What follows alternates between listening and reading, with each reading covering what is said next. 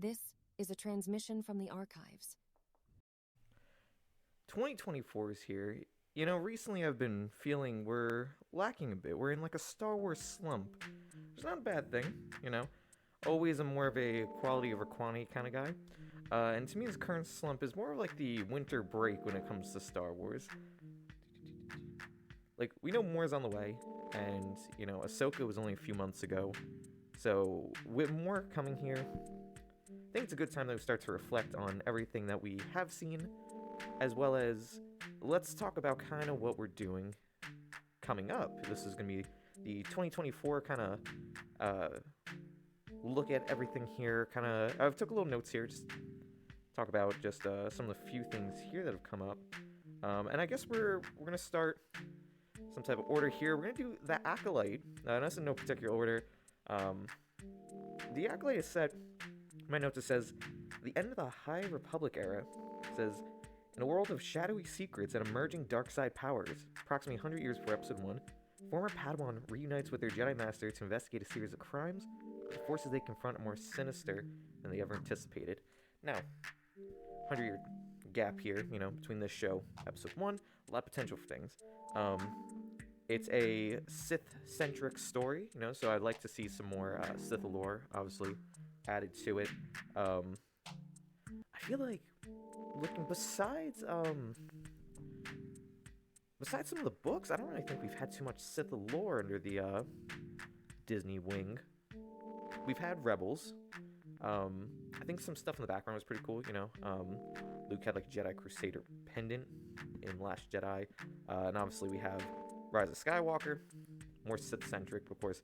That is still to be elaborated on further.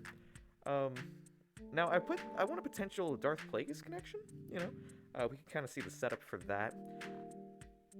Darth Plagueis. I'm gonna do a quick little look here on how old Darth Plagueis is when he died. Now we know he was alive. Yeah, so he lived for about 115 years.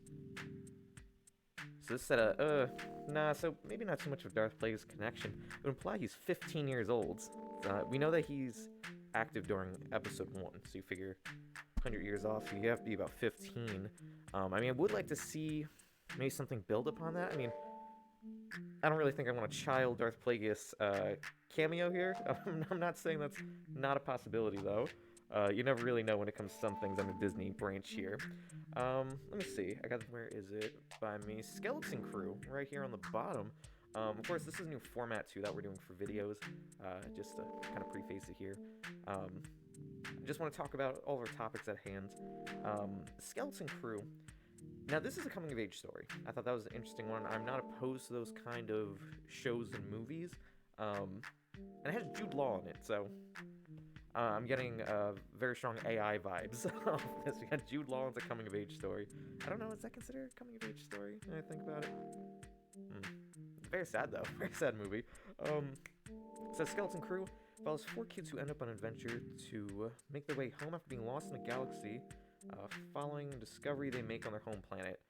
Very vague. I've been trying to stay updated with all these leaks, these thoughts. I feel like I've seen nothing for Skeleton Crew, which I'm gonna actually move from there to bring up Andor. Andor, same thing. Heard nothing about Andor's production, anything about its development, and I said from the beginning, Andor is this wild card. And boy, was it. But was it also the best thing that I've watched Star Wars-wise in a while, you know? I enjoyed Ahsoka. Andor, though, right up there, blew me out of the water. And of course, going springboard off of that, Skeleton Crew, if it's anything like that, I really can't say anything bad against the wild cards at this point. Speaking of Andor, though, last season, it was a very good spy espionage thriller. It was tense, but it was captivating, and one of the interesting things I liked is the branching storylines, and they're all coming together at the end. The whole uprising on Ferrix, of course, we're gonna get the pretty much the fallout from that, which was the finale of the first season. We still have got a lot of characters. A lot of characters got away. You know, we know Andor is now back with Luthen Rails. I'm very interested to see how that's going to progress. Same thing having Canada Saw Gerrera. Probably might get some more interactions with them. Now we're going to start to see kind of like the dominoes fall. We're going to get everything leading up probably into Rogue One. I'm expecting obviously more cameos along the way because we have very high profile rebel figureheads, I think, to kind of roll out. Obviously we're getting this degree of separation, and eventually it has to lead to the Republic getting desperate, because we see Rogue One and or still kind of up to that I don't even know what to call it, aggressive tactics maybe. Like the one guy's like, I can't climb, and Andor's like, oh, well, then you forfeit all life. And I'm like, okay. This one's a tough one. I actually don't even have much notes for it. It's gonna be Bad Batch season 3, the finale. Trailer just came out for it recently. I actually haven't watched it. Trailers like to keep kind of a surprise for me. I did see though. I did see that they're marketing it. The finale. What they say? Every uprising needs a spark. Very very much like what was it? That was I know Ray in Galaxy's Edge says something like that a lot. Notes that really have on us is Tech's death. I am putting money so badly, and I've said it since season 1. I want this clone uprising because I feel like they hinted at the first season and we got nothing out of it. Battlefront 2 campaign, and we bring it up again. Battlefront 2 campaign, that clone uprising. Some of the Kaminoans took clones and they developed them and they had them fight the Empire, and we have all the pieces. Knock down those dominoes. I'm waiting for it. And I just kind of put just throwing a little something there. Boba Fett. Because Boba Fett's code name is Alpha, of course. Then we have Omega, and it's one of those things where it's lining up, and I just want to see it. Yet again, these are all things. Talking about Tech's death. Do I think he's dead? I hope he's not. But kind of going to, and I said this on a recent stream, Star Wars has no permadeaths, basically. Like, everyone just ends up coming back. So it's kind of like, if Tech dies, I'm going to be very sad. I'm not going to lie. I'm very sad about it. But at the same time, there is a finale to it that we don't normally get. So, that's pretty much, let me see. Oh yeah, and we have Tales of the Jedi. Tales of the Jedi was cool. This is Tales of the Jedi Season 2. Not too much to talk about, unfortunately. I can only talk about what we have seen. Good Ahsoka character development. Even though we already had great Ahsoka character development, just to, get some more, pre-leaving the Jedi Order, and then, pre-Order 66. Gray area there from leaving the Order till then. And then also, or actually, no, I guess, no, sorry, post-Order 66, what I meant to say, because she ends up getting the Inquisitor Kyber Crystal, which did retcon some stuff. It's kind of odd, but, I love reading the books, but I'm always more of a visual media kind of guy, so when I get to see it, I go, okay, cool, Okay, so this is going into, where are we at? Yeah, Skeleton Crew, yeah, Andor, yeah, it really just leaves us, odd one to me. Yet again, we're going with wild cards, but this is for games. Star Wars Outlaws. I know my mic stand's kind of in the way there. Star Wars Outlaws. So, just read you the description here. It says, experience the first ever open world Star Wars game. Is that a fact? I'll double check that one. Set between the events of Empire Strikes Back and Return of the Jedi. Explore distinct planets across the galaxy, both iconic and new. Risk it all as Kay Vess, a scoundrel seeking freedom, and the means to start a new life along with her companion, Nyx. Fight, steal, and outwit your way through the galaxy's crime syndicate as you join the galaxy's most wanted. Notes I have here was that Commando droid in a trench coat, when they dropped that trailer, I think it was a couple months ago, everyone went crazy for it, and everyone's like, do you see this droid in the trench coat? I'm excited. I'm a big fan of droids, so I want to see the personality. It's already winning in terms of style points. For some reason, it's just a trench coat, but it's... I put that at time frame, I think going between episode 5 and 6 is not the go-to with Disney, or I feel like a lot of Star Wars media. It's only, it's only the, 3 years, I believe, is between it. And that's where I'm kind of like, I'm a little stuck on it, because, obviously we're more on the, the grimier side of the Star Wars universe here. I put basically potential cameos for tons of characters, because we're just set up right in the perfect time. I mean, we're working with syndicates. We're not ruling out the opportunity. We're probably going to see Han and Carbonite. We're not really going to rule out the opportunity. We're probably going to see Boba Fett, and we're just kind of, we're in that nice area. Uh, you know, Rebels kind of reforming on the outer rim. Outer rim, a lot of the, smugglers or criminals do operate out that area. So, or technically they're outside the galaxy. So, near outer rim, unknown regions. Let me see. One of my things is that, like, do I want to see,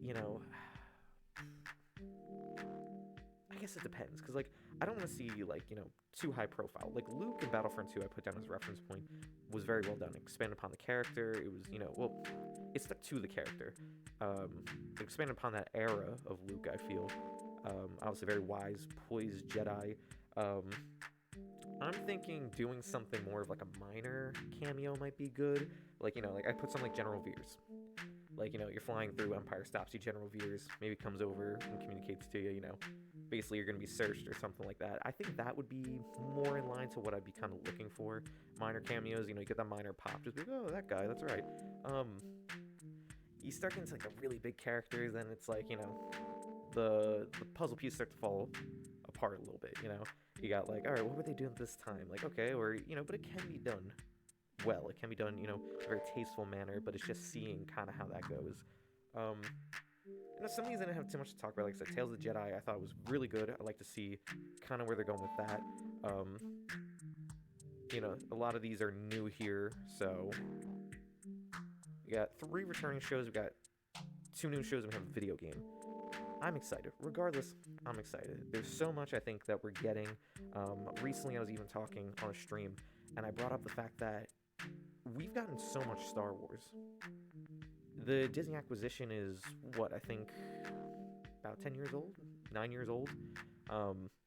We've just gotten so much. I remember before the Disney acquisition, the plans for Star Wars was pretty much just, we had Clone Wars. But it was pretty much just doing the 6 movies, pre-Disney of course, releasing them in 3D in the theaters. I remember they showed episode 1 in 3D. If I find some merchandise around here, because I do have some stuff from the movie when I went to see it, I'll maybe do a little video on that. I thought it was fun. They were going to do a movie every single year, and that was like the only big plans. I remember going like, I forget what year that was. I remember it came out. It had to be probably 2012, maybe 2013. I think probably lines up in that time frame. Let's say like 2012. 6 movies, 1 a year. I mean, you figure that's only going, 2018. So, like, there really would have only been a few years from there till now, and it's like, well, who knows what we could have gotten? Probably got more books. Maybe we got a new show. Who knows? I think where there's the pros and the cons and everything, of course, though some of the media hasn't been great, we've gotten a lot of media, and as you can see, we're getting way more. I'm always happy just to see kind of what's rolling out. I thought it was crazy that we didn't get Tamara Morrison returning in a live-action setting until, like, what was that, 3 years ago? Almost like 3 years ago. From 2005 till, 2021, 2022. Like, that's all I wanted. Like, we got that. We got Hayden Christensen, Ewan McGregor returning. I know recently Natalie Portman said she's open to returning as Padme. A lot of great stuff there. Very excited to see kind of how that goes. And if that does happen, all the live action stuff with Ahsoka has been great. I loved Rebels. I was very upset to see Clone Wars go back in the day, but Disney did pick up the ball and finish it. So we got a lot of great stuff, and I see a lot of these not being any different in that case. Andor, my wild card, but we'll just do the ranking system right now. Andor is my number 1. Bad Batch my number 2. I'm putting Outlaws at number 3.